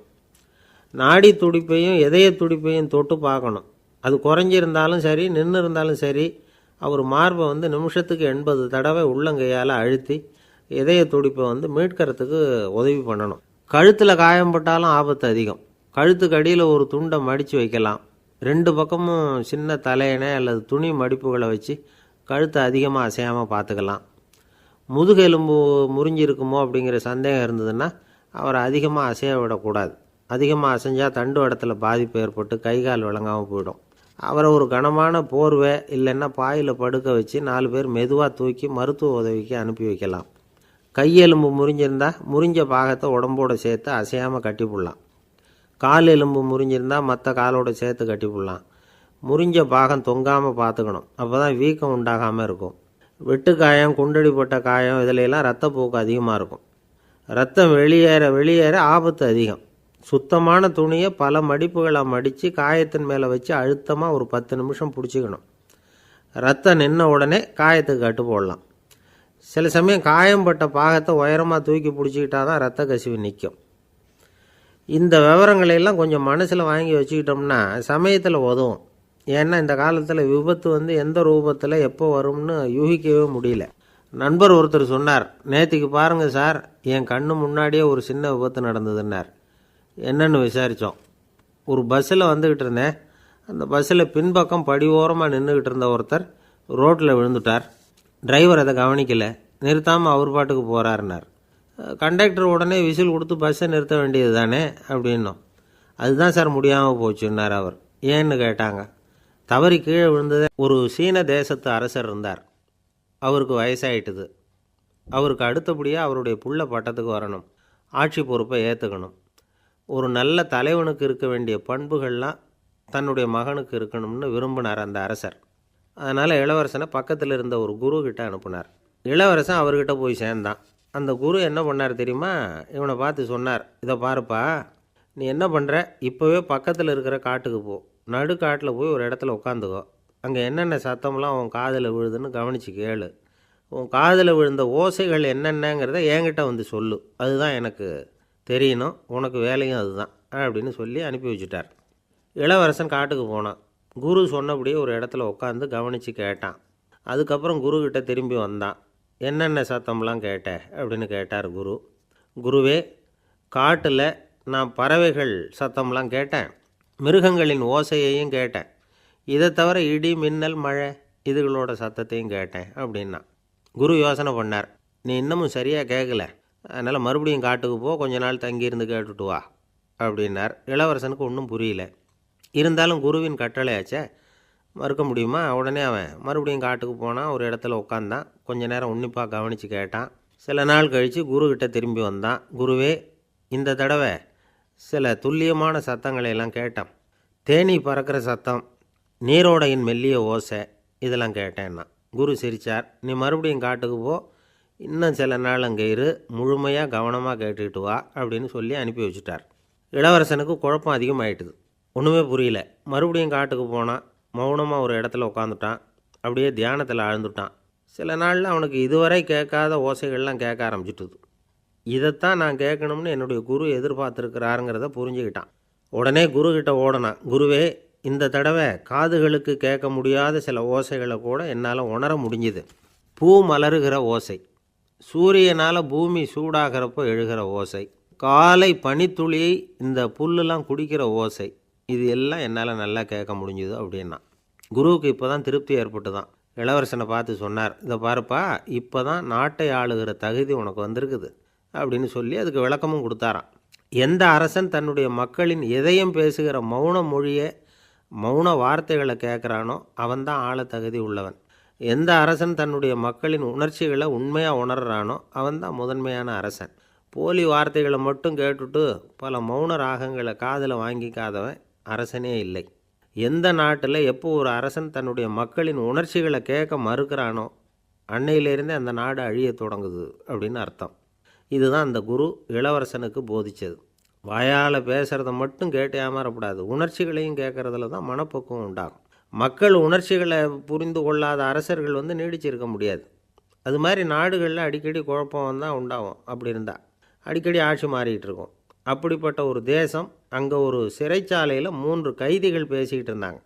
ஒருத்தன் சொன்னான், நான் இந்த நாட்டு ராஜாவை எதிர்த்து பேசிக்கிட்டு இருந்தேன், அதனால் என்னை பிடிச்சி கொண்டாந்து இங்கே போட்டுட்டாங்க அப்படின்னு நான் ஒருத்தன். இன்னொருத்தன் சொன்னான், நான் இந்த நாட்டு ராஜாவை ஆதரித்து பேசிக்கிட்டு இருந்தேன், அதனால் என்னை பிடிச்சி கொண்டாந்து இங்கே தள்ளிவிட்டாங்க அப்படின்னா. அது சரி, நீ என்ன தப்பு பண்ண அப்படின்னு சொல்லி 3வது ஆளை பார்த்து இவங்க கேட்டாங்க. அதுக்கு அந்த ஆள் சொல்கிறான், நான் தான் இந்த நாட்டு ராஜா அப்படின்னானா. ஒரு அம்மா தெருவில் உட்காந்து என்னத்தையோ தேடிட்டு இருக்கிறாங்க. அந்த அம்மா ஒரு சுஃபி ஞானி. அவங்க பேர் என்னென்னா ரபியா அல் அடாவியா. அந்த அம்மாவுக்கு கண் கூட தெளிவாக தெரியாது. அந்த பக்கமாக வந்த சில பேர் இவங்களுக்கு உதவி செய்கிறதுக்காக வந்தாங்க. என்ன தேடிட்டு இருக்கிறீங்க அப்படின்னு கேட்டாங்க. இதுக்கு அந்த அம்மா, அந்த கேள்வி அவ்வளோ முக்கியத்துவம் இல்லை, நான் தேடிட்டு இருக்கிறேன், உங்களால் முடிஞ்சால் எனக்கு உதவி பண்ணலாம் அப்படின்னாங்களாம். உதவி செய்ய வந்தவங்களுக்கு ஆச்சரியம். எதை தேடுறோங்கிறது தெரியாமல் இப்படி ஏன் நேரத்தை செலவழிக்கிறீங்க, நாங்கள் எப்படி உங்களுக்கு உதவ முடியும், எங்களுக்கு ஒன்றும் புரியலையே அப்படின்ட்டுருக்காங்க. சரி, உங்களை திருப்தி பண்ணுறதுக்காக சொல்கிறேன், ஒரு குண்டூசி தொலைஞ்சி போச்சு, அதை தேடுறேன் அப்படின்னாங்களாம் அந்த அம்மா. அதுக்கப்புறம் இவங்களும் சேர்ந்து தேட ஆரம்பிச்சிட்டாங்க. கொஞ்ச நேரம் ஆச்சு, ஒன்றும் கிடைக்கல. உதவி செய்ய வந்தவங்களும் அழுத்து போட்டாங்க. அப்புறம் கேட்டாங்க, பாருங்கம்மா, இது ரொம்பவும் பெரிய தெரு, அகலமான தெரு, அதனால் குறிப்பாக நீங்கள் எந்த இடத்துல அந்த குண்டூசியை தொலைச்சிங்க அதை சொல்ல முடியுமான்னாங்களாம். இதுக்கு அந்த அம்மா, நீங்கள் மறுபடியும் அர்த்தமில்லாத கேள்வியை கேட்குறீங்க, உங்கள் கேள்விக்கும் நான் தேடுறதுக்கும் என்ன சம்மந்தம்னாங்களாம். இதை கேட்டதும் அவங்க ஒரு மாதிரி ஆகிட்டாங்க. என்னம்மா நீங்கள் பைத்தியம் மாதிரி பேசுகிறீங்க அப்படின்னாங்களாம். சரி, உங்களை மறுபடியும் திருப்திப்படுத்துறதுக்காக சொல்கிறேன், அதை நான் எங்கள் வீட்டில் தொலைச்சுட்டேன் அப்படின்னாங்களாம். அப்புறம் எதுக்காக இங்கே தேடிட்டு இருக்கிறீங்க அப்படின்னு கேட்டிருக்காங்க. ஏன்னா இங்கே தான் வெளிச்சம் அதிகமாக இருக்குது, அங்கே வீட்டுக்குள்ளே இருட்டாக இருக்குது, அதனால் இங்கே தேடுறேன், வெளிச்சம் உள்ள இடத்துல தானே தேட முடியும் அப்படின்னாங்களாம் அந்த ஞானி. இந்த கதைக்கு என்ன அர்த்தங்கிறத பெரியவங்க சொல்கிறாங்க. அதாவது இந்த தேடுதல்ங்கிறது ஒரு வியாதி. அது நம்ம சதா அலைய வைக்கும், பைத்தியமாக மாற்றுறதுக்கு முயற்சி பண்ணோம். ஒரு காலம் அது நிறைவு அடையவே அடையாது. வாழ்வுங்கிறது ஒரு புரிந்து கொள்ள முடியாத சதா இயங்கி கொண்டிருக்கிற ஒரு செயல். அதுக்கு ஆரம்பமும் இல்லை, முடிவும் கிடையாது. எதையோ தேடணும் அப்படிங்கிற உந்துதல் நமக்குள்ளே இருக்கும், ஆனால் குறிப்பாக எதை தேடிட்டு இருக்கிறோம் அப்படிங்கிறது புரியாது. அப்படி ஏதாவது ஒன்றை தேடி அடைஞ்சிட்றோம்னு வச்சுக்கோங்க, உடனே ஒரு அதிருப்தி வந்துடும். அதனால் வாழ்க்கைங்கிறது சலிப்பு நிறைந்தது அப்படிங்கிற எண்ணத்தை உண்டாக்கிக்கிறோம். ஒன்று அடைஞ்சதுக்கு அப்புறம் இன்னொன்று தேட ஆரம்பிச்சிருவோம். ஆக இந்த தேடல்ங்கிறது நாம் ஒன்று அடைஞ்சாலும் அடையாவிட்டாலும் தொடர்ந்து நடந்துக்கிட்டு தான் இருக்கும். இதுக்கு முடிவே கிடையாது. இந்த உண்மையை நாம் நல்லா புரிஞ்சுக்கணும் அப்படிங்கிறது பெரியவங்களுடைய கருத்து. ஏழையும் தேடுறான், பணக்காரனும் தேடுறான், நோயாளியும் தேடுறான், நோய் இல்லாதவனும் தேடுறான், அதிகாரம் உள்ளவனும் தேடுறான், அதிகாரம் இல்லாதவனும் தேடுறான், முட்டாளும் தேடுறான், அறிவாளியும் தேடுறான். ஆனால் யாரும் இதை தான் தேடி சாதிக்க போகிறோம், இதுதான் முடிவு அப்படின்னு திட்டவட்டமாக சொன்னதில்லை. ஒன்று அடைஞ்சதும் இன்னொன்று தேட ஆரம்பிச்சிடுறாங்க, அவ்வளோதான். அதாவது உங்களின் தேடுபவர் உங்கள் உள்ளேதான் இருக்கிறார், அவரை தேடி கண்டுபிடியுங்கள். இதுதான் ஞானிகள் நமக்கு சொல்லுகிற ஒரு ஆலோசனை. நம்மால் ஒருத்தன் ஜெயிலில் இருந்தான். இன்னொரு கைதி அவனை பார்த்து கேட்டான், ஏன்பா உன்னை பார்க்குறதுக்கு வெளியிலேருந்து யாருமே இங்கே வர்றது இல்லையே, உனக்கு சொந்தக்காரங்களே கிடையாதா அப்படின்னு கேட்டானா. ஏன் இல்லை, எனக்கு சொந்தக்காரங்க நிறைய பேர் உண்டு, அவங்க என்னை பார்க்க வராததுக்கு காரணம் வேறு அப்படின்ட்டுருக்கான் இவன். என்ன காரணம்னு கேட்டான் அவன். அதுக்கு இவன் சொன்னானா, அதுக்கு என்ன காரணம்னா அவங்க எல்லாரும் இங்கே உள்ளேயே இருக்கிறாங்க, அப்படின்னு நானும். ஒருத்தர் ஒரு தவறு செஞ்சு விட்றாருன்னு வச்சுக்கோங்க, உடனே நீ செஞ்சது தவறு அப்படின்னு சொல்கிறது ஒரு வகை. அதுக்கு பதிலாக எது சரின்னு அவர் புரிந்து கொள்ள உதவி செய்கிறது இன்னொரு வகை. இந்த ரெண்டாவது வகை இருக்குது பாருங்கள், நிர்வாக இயலில் இது ரொம்ப முக்கியம். அலுவலகத்தில் வேலை பார்க்குற ஒருத்தர் முக்கியமாக தெரிஞ்சுக்க வேண்டியது என்ன தெரியுமா? சக ஊழியர்கள்கிட்ட எப்படி பழகணும், மேலதிகாரிகள்கிட்ட எப்படி பழகணும், தனக்கு கீழே வேலை செய்கிறவங்கக்கிட்ட எப்படி பழகணும், வாடிக்கையாளர்கள்கிட்ட எப்படி பழகணும், இவங்க எல்லார்கிட்டையும் செம்மையான உறவை ஏற்படுத்திக்கிறது எப்படி, இதையெல்லாம் சொல்லிக் கொடுக்குற பாடம் தான் இன்டர் பர்சனல் ஸ்கில், திறமையான உறவு அப்படிங்கிறது. எந்த வேலையில் இருந்தாலும் சரி, இந்த உறவுகளை வளர்க்கும் திறன் உள்ளவங்க சீக்கிரம் முன்னுக்கு வந்துடுறாங்க. மற்றவங்கக்கிட்ட உறவை பலப்படுத்திக்கிறது எப்படி அப்படின்னு தெரிஞ்சுக்கிட்டோம்னா எந்த ஒரு தடையையும் சுலபமாக தாண்டி செய்கிற தொழிலில் முன்னுக்கு வந்துடலாம். ஹார்வர்டு பல்கலைக்கழகத்தில் ஒரு கணக்கெடுப்பு பண்ணி பார்த்தாங்களாம். பார்க்குற வேலையில் எது மாதிரி குணாதிசயம் உள்ளவங்க வேகமாக முன்னுக்கு வர்றாங்க அப்படின்னு தெரிஞ்சுக்கிறதுக்காக இந்த கணக்கெடுப்பு. வெவ்வேறு துறையில் வேகமாக முன்னுக்கு வந்திருக்கிற பல பேரை சந்தித்து இந்த சர்வேயை நடத்தியிருக்கிறாங்க. அவங்க கண்டுபிடிச்சி சொல்லியிருக்கிற உண்மை என்ன தெரியுமா? ஒருத்தர் ஒரு வேலையில் இருந்தால் அது சம்பந்தப்பட்ட சப்ஜெக்ட் பற்றிய அறிவு 35% இருந்தால் போதுமா. ஆனால் உறவுகளை வளர்க்கக்கூடிய திறன், இன்டர் பர்சனல் ஸ்கில்லு 65% வேணும். இப்படி உள்ளவங்க சீக்கிரம் முன்னுக்கு வந்துடுறாங்களாம். அதனால் ஒருத்தருக்கு வேலை சரியாக புரியலைன்னா கூட விவரமாக மற்றவங்கக்கிட்ட பழகிறது எப்படின்னு புரிஞ்சால் போதும், அவர் முன்னுக்கு வந்துடலாம். அலுவலகங்களில் மட்டும் இல்லை, எல்லா இடங்கள்லேயும் இது ரொம்ப முக்கியம். வீட்டுக்குள்ளேயும் இது ரொம்ப முக்கியம், வீட்டுக்கு வெளியேயும் இது முக்கியம். அடுத்தவங்கக்கிட்ட பழகிறது எப்படிங்கிறத தெரிஞ்சிக்காதவன் வாழ்க்கையில் முன்னேற முடியாது. இன்றைக்கி ஆயுதங்களால் காயப்படுத்தி கொள்ளுகிறவர்களை விட வார்த்தைகளால் காயப்படுத்தி கொள்ளுகிறவர்கள் தான் அதிகம். பெரியவங்க என்ன சொல்கிறாங்க தெரியுமா? நீங்கள் இந்த பூமியில் பிறந்ததன் அர்த்தம் பூர்த்தியாகணும்னா அடுத்தவங்களுக்கு உதவி பண்ணுங்க. அடுத்தவங்களுக்கு உதவி செய்ய முடியாவிட்டால் கூட பரவாயில்லை, ஆனால் யாரையும் புண்படுத்தி விடாதீங்க அப்படின்னு சொல்கிறாங்க. எனக்கு தெரிஞ்ச ஒருத்தர் ஒரு அலுவலகத்தில் வேலை பார்க்குறார். அவர் சொல்லுவார், எனக்கு இந்த இன்டர் பர்சனல் ஸ்கில் ரொம்ப அதிகம் சார். சக ஊழியர்கள்கிட்ட ரொம்ப சுமூகமாக நடந்துக்குவேன். என் கூட வேலை பார்க்குற ஒருத்தருக்கு ஏதாவது ஒரு கஷ்டம்னா அந்த சமயத்தில் அவர் செய்ய வேண்டிய வேலையை நான் செஞ்சுருவேன் சார் அப்படிம்பார். நான் அவர்கிட்ட சமீபத்தில் அப்படி ஏதாவது செஞ்சுருக்கீங்களா அப்படின்னு கேட்டேன். செஞ்சுருக்கேன் சார். போன வாரம் புதன்கிழமை ஆஃபீஸில் என் பக்கத்து சீட்டுக்காரருக்கு வயிற்று வலி. உடனே நான் மெடிக்கல் லீவ் போட்டுவிட்டு எங்கள் வீட்டுக்கு போயிட்டேன் சார் அப்படின்னார். இந்த காலத்து புள்ள ஒருத்தன் தன்னோட அப்பாவை பார்த்து சொன்னான், அப்பா நான் உனக்கு உதவி செய்யலாம்னு நினைக்கிறேன், என்ன உதவி செய்யணும்னு சொல்லு அப்படின்னா. நீ சும்மா இருந்தால் அதுவே எனக்கு செய்கிற பெரிய உதவிடா அப்படின்னார் அப்பா. சும்மா இருக்கிறதும் ஒரு உதவி தான், அது மாதிரி மௌனமும் ஒரு சமூக சேவை தான் அப்படிங்கிறார் காஞ்சி பெரியவர். நமக்கு 5 புலன்கள் இருக்குது, மெய், வாய், கண், மூக்கு, செவி. இந்த 5லேயும் அதிகப்படியான வேலை எதுக்குன்னு நினைக்கிறீங்க? வாய்க்கு தான். ஏன்னா அதுக்கு 2 வேலை. இப்போ கண்ணுக்கு பார்க்குறது மட்டும்தான் வேலை, காதுக்கு கேட்குறது மட்டும்தான் வேலை, மூக்குக்கு வாசனை அறியறது தான் வேலை, உடம்புக்கு உணர்றது மட்டும்தான் வேலை. ஆனால் வாய் அப்படி இல்லை, அதுக்கு 2 வேலை. சாப்பிட்றதும் அதுதான், பேசுகிறதும் அதுதான். அதாவது வாய் ஒன்று தான் கர்மேந்திரியமாகவும் இருக்குது, ஞானேந்திரியமாகவும் இருக்குது அப்படின்னு சொல்லுவாங்க. சாப்பாட்டில் உட்காந்தா எந்தெந்த ஆகாரம் என்னென்ன ருசின்னு அறிவிக்கிற வேலையும் செய்யுது. சபையில் உட்காந்தா பாடுறது, பேசுறது, சிரிக்கிறது, இது மாதிரியான வேலையும் செய்யுது. இன்னொரு வித்தியாசம், கண்ணு, காது, மூக்கெல்லாம் ஸ்ட்ரெயின் பண்ணிக்கிட்டு வேலை செய்கிறதில்ல. ஒரு ரோஜா பூ பார்த்தா உடனே மூக்கு அப்படியும் இப்படியும் அசைய ஆரம்பிக்கிறதில்ல. ஒரு சங்கீதத்தை கேட்ட உடனே காது ஆட ஆரம்பிக்காது. ஆனால் வாய் அப்படி இல்லை, அது பேசினாலும் சரி சாப்பிட்டாலும் சரி அசைஞ்சு தான் ஆகணும். ஆக மற்றதை விட வாய்க்கு வேலை ஜாஸ்தின்னு தெரியுது. சாப்பிட்றது, பேசுறது அப்படின்னு 2 காரியம் அதுக்கு. இப்படி 2 காரியம் இருக்கிறதுனால அது 2ஐயும் பாதியாக குறைச்சிக்கணுங்கிறது கடவுள் அபிப்பிராயமாக இருக்கணும் அப்படிங்கிறார் காஞ்சி பெரியவர். ஆனால் இப்போ நாம் அப்படியே நடந்துக்கிறோம், அதுக்கு நேர்மாறாக நடந்துக்கிறோம். நாம் சாப்பிட்றதும் அதிகம், பேசுகிறதும் அதிகம், 2 வேலையையும் தேவைக்கு அதிகமாகவே செய்கிறோம். வாய் தான் ரொம்ப ஓவர் ஒர்க்குடு. அதுக்கு ஓய்வு கொடுத்தா உடம்பும் நல்லாயிருக்கும், உலகமும் நல்லாயிருக்கும்.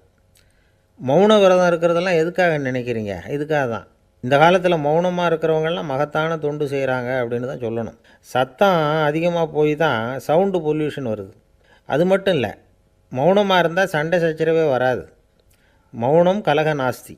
ஆக இதுவும் ஒரு சமூக சேவை தான். நமக்கு தான் வாய் இருக்குதேங்கிறதுக்காக வசமாக சாப்பிட்றதும் தப்பு, வளவளன்னு பேசுகிறதும் தப்பு. ஒரு கருத்தை சொல்கிறதுக்கு ஒரே ஒரு சொல்லு போதும் அப்படின்னு இருக்கும்பொழுது 2 சொற்களை செலவு பண்ணாதே. எவ்வளவு சொன்னாலும் அதனால் ஒரு பயனும் விளையாது அப்படின்னு தெரிய வருமேயானால் அந்த ஒரு சொல்லையும் விரயம் பண்ணாதே அப்படிங்கிறார் ஒரு அறிஞர். எல்லா குணங்கள்லேயும் மௌனம்தான் சிறந்தது அப்படிங்கிறார் ஒருத்தர். மௌனமாக இருக்கிறது மூலமாக மற்றவர்கள் குறைகளை நம்மால் தெரிஞ்சிக்க முடியும். அதே சமயத்தில் நம்மக்கிட்ட இருக்கிற குறைகளை மற்றவங்களுக்கு தெரியாமல் மறைச்சிக்கவும் முடியுங்கிறார் அவர். உண்மைதானே? ஒரு பெரிய மேடை பேச்சாளர், பொது வாழ்க்கையில் 25 வருஷ காலமாக ஈடுபட்டிருக்கிறவர். அவர் மனைவி ஒரு நாள் சொன்னாங்க, எங்கள் வீட்டுக்காரர் 25 வருஷ காலமாக பொது வாழ்வில் ஈடுபட்டிருந்தா கூட இந்த மாதம் 10ஆம் தேதியிலேருந்து தான் மக்களுக்கு சேவை செய்ய ஆரம்பிச்சிருக்கார் அப்படின்னாங்க ரொம்ப பெருமையாக. 10ஆம் தேதிக்கு அப்படி என்ன விசேஷம் அப்படின்னு கேட்டோம். அன்னையிலேருந்து தான் அவர் மேடையில் பேசுகிறத நிறுத்தினார் அப்படின்னாங்க அந்த அம்மா. ஒரு மனுஷனுக்கு 3 விதத்தில் கர்வம் உண்டாகிறதுக்கு வாய்ப்பு உண்டு. பணம், பதவி, புகழ். பணம் அதிகமாக வந்தால் கர்வம் வரலாம். பதவி பெருசாக வந்துட்டுதுன்னா கர்வம் வரலாம். புகழ் அதிகமாக போனாலும் கர்வம் வரலாம். இந்த 3 வகையான கர்வத்துக்கும் இடம் கொடுக்காமல் இருக்கிறாங்க பாருங்கள், அவங்க தான் சிறந்த மனிதர்கள். ஒரு பெரிய பொறுப்பில் இருக்கிறவங்களுக்கு கர்வம் வந்துடக்கூடாது. அப்படி வந்துட்டுதுன்னா அது எல்லாருக்கும் இடைஞ்சல். ஒரு ராஜா இருந்தார். அவர் ஒரு நாள் தன்னுடைய தலைநகரத்தை சுற்றி வந்துக்கிட்டு இருந்தார். ஒரு இடத்துல ஒரு அழகான நிலத்தை பார்த்தார். ஆஹா, இந்த இடத்துல நமக்குன்னு ஒரு மாளிகையை கட்டினா எவ்வளோ நல்லாயிருக்கும் அப்படின்னு நினச்சார். ராஜா நினச்சா அது முடியாத காரியமா? சரி, இந்த நிலம் யாருக்கு சொந்தம்னு விசாரிங்க அப்படின்னார் பக்கத்தில் இருந்தவங்கக்கிட்ட. அவங்கெல்லாம் ஓடி போய் விசாரித்தாங்க. அந்த இடம் ஒரு வயசான கிழவிக்கு சொந்தம், வயசான அம்மாவுக்கு சொந்தமாக. அந்த அம்மா தான் அதில் ஒரு குடிசையை போட்டு குடியிருந்துகிட்டு இருக்கிறாங்க. சரி, அந்த நிலத்துக்கு ஒரு விலையை நிர்ணயம் பண்ணி அதை அந்த வயசான அம்மாக்கிட்ட கொடுத்துருங்கோ அப்படின்னு உத்தரவு போட்டார் ராஜா. ஆனால் அந்த அம்மா, இது எங்கள் பூர்வீக இடம், இதை விற்க மாட்டேன் அப்படின்னு சொல்லிவிட்டுது. சரி, 2 பங்கு விலை கொடுக்குறோம்னு சொல்லி பாருங்க அப்படின்னாங்க. அப்படியே சொன்னாங்க அரண்மனை ஆட்கள். அதுக்கும் சம்மதிக்கலை அந்த அம்மா. இதை கேள்விப்பட்டதும் ராஜாவுக்கு கோபம் வந்துட்டுது. தன்னுடைய ஆளுங்களை கூப்பிட்டார். போய் அந்த குடிசையை பிரித்து எறிங்க, காசெல்லாம் ஒன்றும் கொடுக்காதீங்க அப்படின்னு கத்தினார். அவ்வளோதான். அடுத்த நிமிஷம் அரண்மனை ஆசாமிகள் போனாங்க, குடிசையை பிரித்து எரிஞ்சாங்க. அந்த வயசான அம்மா இருக்குது, அதுவும் அந்த இடத்த விட்டு துரத்தி விட்டாங்க. அந்த இடத்துல ஒரு அரச மாளிகையை கட்டி முடிச்சிட்டாங்க. அந்த வயசான அம்மா பாவம், ராஜாவே இப்படி பண்ணால் யார்கிட்ட போய் முறையிட முடியும்? ஒரு ஞானி இருந்தார், அவர்கிட்ட போய் சொன்னாங்க. அவர் இவங்க சொன்னதை கேட்டு மனசில் வச்சுக்கிட்டார். ஒரு நாள் அந்த ராஜாவே இந்த ஞானியை கூப்பிட்டார். புதுசாக ஒரு மாளிகை கட்டியிருக்கிறேன், வந்து பாருங்கன்னு. சரின்னு சொல்லி இந்த பெரியவர் ஒரு நாள் அந்த மாளிகைக்கு போனார். சும்மா போகல, ஒரு கழுதையையும் ஓட்டிகிட்டு போனார். கொஞ்சம் சாக்குகள், வெத்து சாக்கு, அதையும் எடுத்து கழுதை முதுகில் போட்டு கழுதையை ஓட்டிகிட்டு போகிறார். ராஜா பார்த்தார். அவருக்கு இது ஆச்சரியமாக இருந்தது. என்ன இது, மாளிகைக்கு வந்துட்டு போங்கன்னு கூப்பிட்டா கழுதை சாக்கு இதெல்லாம் கொண்டு வராரே, ஒன்றும் புரியலையேன்னு நினச்சார். எதுக்காக இதெல்லாம்னு கேட்டார். அரசருடைய தோட்டத்திலேருந்து கொஞ்சம் மண் எடுத்துகிட்டு போகிறதுக்கு ஆசைப்படுறேன், அதுக்கு நீங்கள் அனுமதி கொடுக்கணும் அப்படின்னாரு இவர். இது என்ன வேடிக்கையான கோரிக்கையாக இருக்குது அப்படின்னு நினச்சார் ராஜா. இருந்தாலும் மண் தானே கேட்குறாரு, எடுத்துகிட்டு போகட்டுமே அப்படின்னு நினச்சார். சரின்னு அனுமதி கொடுத்தார். அந்த பெரியவர் தோட்டத்துக்கு போனார், மண்ணை வெட்டினார், சாக்கில் போட்டு நிரப்புனார். ராஜாவை கொஞ்சம் கிட்ட வாங்கன்னு கூப்பிட்டார். இந்த மண் மூட்டையை தூக்கி கழுதையோட முதுகில் வைக்கணும், கொஞ்சம் உதவி பண்ணுங்கன்னார். ஓ, பண்ணுறேனே அப்படின்னு சொல்லி ராஜா கிட்ட போனார். மூட்டையை தூக்கி பார்க்குறாரு, முடியல, திணறி போயிட்டார். இப்போ அந்த ஞானி பேசினாராம். அரசே, இந்த ஒரு சாக்கு மண்ணையே உங்களால் தூக்க முடியல, அந்த கிழவிகிட்ட இருந்து அந்த அக்கிரமமாக அபகரித்த இந்த தோட்டம் பூராவையும் சுமக்கணும்னு ஆசைப்படுறீங்களே, அது உங்களால் முடியுமா அப்படின்னு கேட்டாராம். ராஜா யோசனை பண்ண ஆரம்பித்தார். தன்னுடைய செயலுக்காக வருத்தப்பட்டாராம்.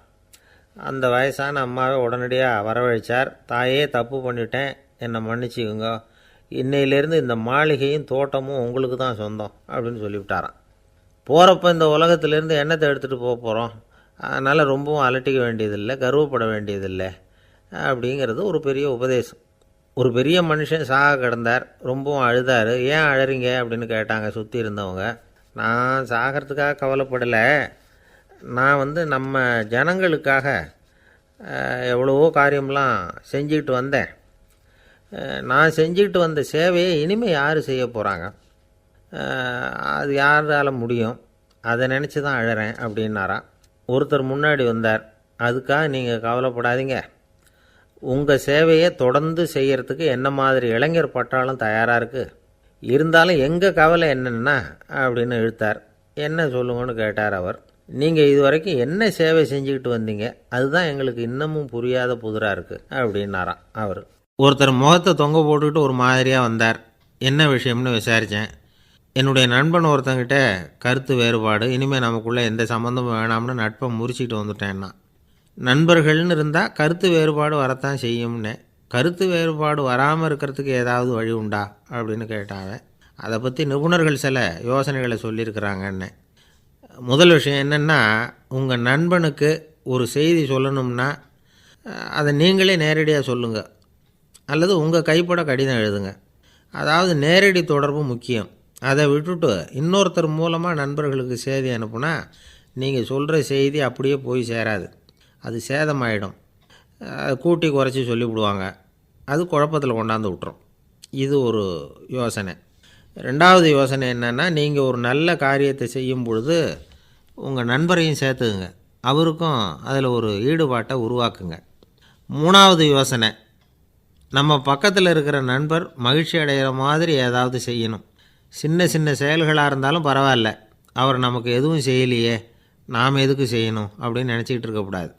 நாலாவது யோசனை என்னென்னா, உங்களுக்கு ஒரு பிரச்சனையா அல்லது உங்கள் நண்பருக்கு ஒரு பிரச்சனையா, எதுவாக இருந்தாலும் 2 பேரும் சேர்ந்து உட்காந்து ஆலோசனை பண்ணுங்கள். நம்ம யோசனையும் கேட்கப்படுதே அப்படிங்கிற நினைப்பே அவருக்கு ஒரு மன நிறைவை உண்டாக்குமா. ஐந்தாவது யோசனை, உங்கள் நண்பர் ஏதோ ஒரு காரியத்தை செய்கிறார், நீங்கள் உடனே அவசரப்பட்டு நீ செய்கிறது தப்புன்னு தீர்ப்பு சொல்லக்கூடாது. அவர் அதை செய்கிறதுக்கான நியாயங்கள் எவ்வளவோ இருக்கும், அதை புரிஞ்சுக்கிறதுக்கு முயற்சி பண்ணணும். ஆறாவது யோசனை, உங்கள் நண்பர் என்ன சொன்னாலும் அதை பொறுமையாக கேளுங்க. அவர் சொல்கிறத புரிஞ்சுக்கணும், அவர் சொல்ல விரும்புகிறத புரிஞ்சுக்கணும், அவர் சொல்ல முடியாமல் தவிக்கிறதையும் புரிஞ்சுக்கணும். இப்படி 3 விதமாகவும் அவரை புரிஞ்சுக்கிட்டு அதுக்கு தகுந்த மாதிரி செயல்படணும். ஏழாவது யோசனை என்னென்னா, உங்கள் நண்பர் உங்ககிட்ட ஏதோ ஒரு கருத்தை சொல்கிறார், அது உங்களுக்கு பிடிக்கல, அதுக்காக உடனே நீ சொல்கிறது சரியில்லை, நான் ஒத்துக்க மாட்டேன் அப்படின்லாம் மறுத்துக்கிட்டு இருக்கக்கூடாது. அவர் சொல்கிறத கேட்கணும், பொறுமையாக சிந்திக்கணும், அதுக்கப்புறம் பதில் சொல்லணும். இப்படிலாம் நடந்துக்கிட்டால் நண்பர்களுக்குள்ள கருத்து வேறுபாடு வர்றதுக்கு வாய்ப்பே இருக்காது அப்படின்னு வல்லுநர்கள் தொகுத்து சொல்லியிருக்கிறாங்க இந்த யோசனைகளை. எனக்கு தெரிஞ்ச சில நண்பர்கள் உண்டு, அவங்களுக்குள்ளேயும் கருத்து வேறுபாடுகள் வராமல் இருக்கிறதுக்கு சில நுட்பங்களை கையாளுறது உண்டு. ஒருத்தர் சொன்னார், அந்த டாக்டர் சின்ன வயசுலேருந்து என் கூட பழகினவர், நாங்கள் 2 பேரும் இணை பிரியாத நண்பர்கள், இருந்தாலும் எனக்கு உடம்பு சரியில்லைன்னா நான் அவர்கிட்ட வைத்தியம் பார்த்துக்க மாட்டேன் அப்படின்னார் ஒருத்தர். ஏன் அப்படின்னு கேட்டேன். எங்கள் நட்பு கெட்டுப்போடக்கூடாது இல்லையா, அதனால தான் அப்படின்னார் இவர். ஆஃபீஸை முடிஞ்சு வீட்டுக்கு போகிற சமயத்தில் ஒருத்தர் கடைக்கு போய் ஸ்வீட் வாங்கினார். சரி, வீட்டுக்கு பிள்ளைங்களுக்கு தான் வாங்கிட்டு போகிறார் அப்படின்னு மற்றவங்க நினச்சாங்க. அவர் அப்படி செய்யலை. அந்த இடத்துலையே பொட்டலத்தை பிரித்தார். திருட மாதிரி அப்படியே சுற்றி ஒரு தரம் பார்த்துக்கிட்டார். யாரும் தெரிஞ்சவங்க இல்லைங்கிறத முடிவு பண்ணிவிட்டு அவசரமாக அதை அப்படியே போட்டு முழுகிவிட்டு கையை தொடச்சிக்கிட்டு நல்ல பிள்ளை மாதிரி நடந்து போக ஆரம்பிச்சிட்டார். அவர் யாருன்னா, அவரோட பிரச்சனை எல்லாருக்கும் தெரியாது, சில பேருக்கு தான் தெரியும். அதாவது அவர் உடம்பில் சர்க்கரை இருக்குதுன்னு டாக்டர் சொல்லிவிட்டாராம். அதனால் வீட்டில் சர்க்கரையே இவர் கண்ணில் காட்டுறதில்ல. அதனால் இவர் யார் கண்ணிலையும் படாமல் இப்படிப்பட்ட வேலைகள்லாம் செய்கிறது வழக்கம். யாருக்கும் தெரியாமல் இப்படி ஸ்வீட்டை வாங்கி சாப்பிட்டுட்டு அவர் பாட்டுக்கு போயிடுறது. இப்படிப்பட்டவங்களுக்கெல்லாம் கொஞ்சம் ஆறுதலான தகவல் இன்றைக்கி. அது என்னென்னா, நாம் சாப்பிட்ற சர்க்கரைக்கும் நம்ம உடம்பில் உள்ள சில கோளாறுகளுக்கும் அப்படி என்ன தான் சம்மந்தம் இருக்குது. இதை பற்றி சமீபத்தில் சில ஆராய்ச்சிகள்லாம் நடந்திருக்குது. ஏன்னா சர்க்கரைன்னாவே விஷம் மாதிரி அதை பார்க்குறவங்களும் சில பேர் உண்டு. சின்ன பிள்ளைங்களுக்கு வயத்தில் பூச்சி உண்டாகிறதுலேருந்து பெரியவங்களுக்கு நீரிழிவு வர்ற வரைக்கும் எல்லாத்துக்கும் சர்க்கரை தான் காரணம்னு சொல்லிகிட்டு இருக்கிறோம். ஆனால் அந்த அளவுக்கு பயப்பட வேண்டிய அவசியம் இல்லை அப்படின்னு சொல்கிறாங்க. சர்க்கரை வியாதி, இருதய நோய், பித்த நீர் பை நோய், இதெல்லாம் சில நோய்கள்லாம் நாம் சாப்பிட்ற சர்க்கரைக்கும் தொடர்பு இருக்குன்னு நினைக்கிறோம்.